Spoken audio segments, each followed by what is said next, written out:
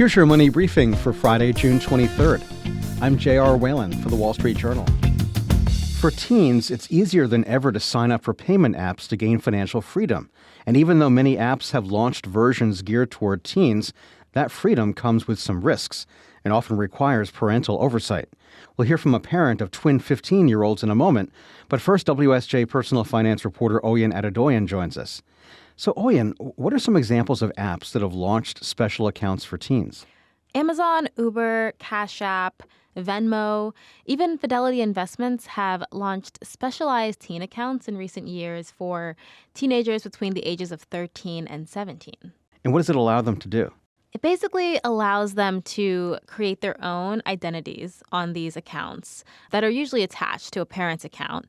And it gives them their own spending power. They can maybe even trade stocks. They can create savings accounts. And many of these accounts are also linked to a debit card. Why are they marketing themselves to teens? And what rewards do these tech companies reap from targeting younger customers? I spoke with someone who has experience working with fintech companies, and he was telling me that banks and companies like Uber, Venmo, Cash App like to create a certain stickiness with their customers. So when someone is involved with a bank when they're young, maybe as a teenager, they're less likely to leave that bank when they grow older and progress into adulthood. So for these apps, it can be a benefit to them to attract a younger audience at an earlier time and keep them for longer. Now, you mentioned stock trading and saving and purchasing. They require some sort of parental involvement before a teen can sign up? Yes. So for many of these apps, people under the age of 18 could not have their own accounts. So in the cases of a Venmo or a Cash App or even a Fidelity investment account, they have to have a link from a parent who already has an account in that system so that the teen can then create their own account with that parental oversight. Arizona resident Layla Highshaw, the mother of 15-year-old twins, has been providing some of that oversight. So Layla, your son and daughter have downloaded an assortment of apps, but you actually got your daughter started with a payment app when she was 7. Tell us about that and what you were hoping she would learn about banking and spending. Well, yes, I have 3 kids, and at the time, she was really wanting to have her own money, so it worked for everyone to get on the same page as far as how they're going to be paid for their chores. So when I selected Greenlight, that what attracted me to it was that I could track their chores, they could check it off, and then they would be paid for that, and then they could manage their money. How do you keep an eye on their transactions? With Greenlight app, there is a parent approval. So anything that they want to exchange shares on their stock market, I have to approve it. For other things such as expenses, I can just see what's happening and set parameters on how much they can spend and discuss budgeting with them on what they're going to spend on food or shopping, and I can see everything in real time. And some of these apps allow teens to do stock trading. How do you feel about that? Yes, I didn't realize that until my son is the one who's very interested in the stock market. And he said, hey, Mom, on Greenlight, we were able to do some purchase of stocks and exchange. And I am really learning a lot from him. And it does require my husband or I to approve any of the changes that he wants to make with his portfolio that he's developing. What sorts of lessons have your children learned along the way in terms of finances and using these apps? I feel they have very much learned more about financial literacy and how they are in control of their accounts, their funds, and the importance of not only saving, but also in investing. Have you had to raise any red flags or input some rules about not doing something or not downloading certain apps? When they were younger, there were a lot of the fun apps with games, and a lot of those games would have these add-ons that they weren't quite aware of, that, you're buying extra stars, but they didn't realize the currency of it. And I think having this knowledge and being in control of their funds now, they can see like, oh, that actually took money away. So it does help in that manner. As far as spending, we really do have to have a conversation. Sometimes I'm realizing like Amazon boxes have been showing up quite a bit at the front door.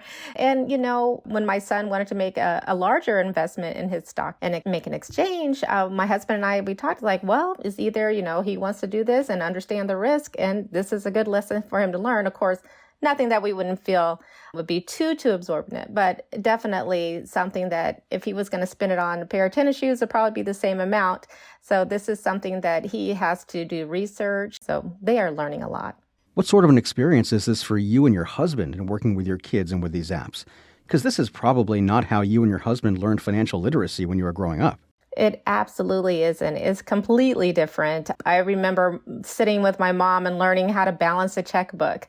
And that is so old school now.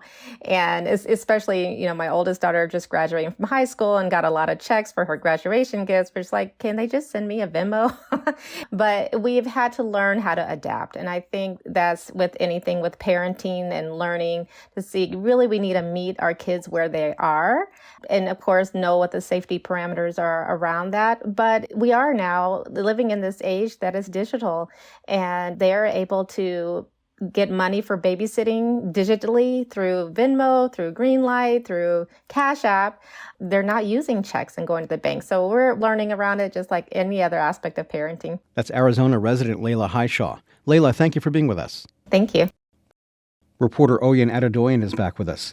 With these apps, Oyin, the kids are learning about money and digital transactions. Well, what about good old-fashioned cash? Well, teens these days don't really have experience with cash. Funny enough, when I was interviewing the teenagers and their parents, something that came up often was this idea that they tend to spend more money when it comes to cash because they're not seeing that digital number decline on an app or in a bank account.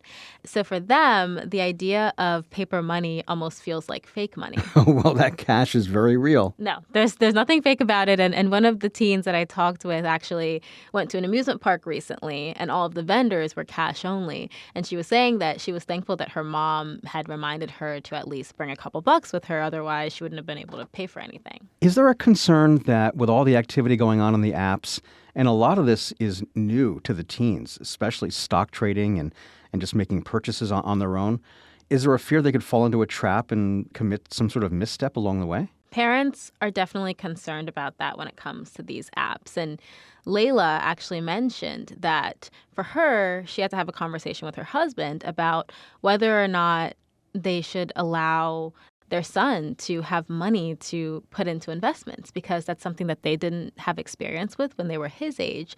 And so he is involving himself with a certain level of risk that they had to weigh if it was something that they wanted to allow him to do. And ultimately, they decided to let him have that money and invest it into the stock market. But they were definitely nervous doing so. That's Wall Street Journal personal finance reporter Oyin Adedoyin. And that's it for your Money Briefing this week. Our supervising producer is Melanie Roy, and our executive producer is Chris Zinsley. I'm your host, J.R. Whalen. Thanks for listening, and have a great weekend.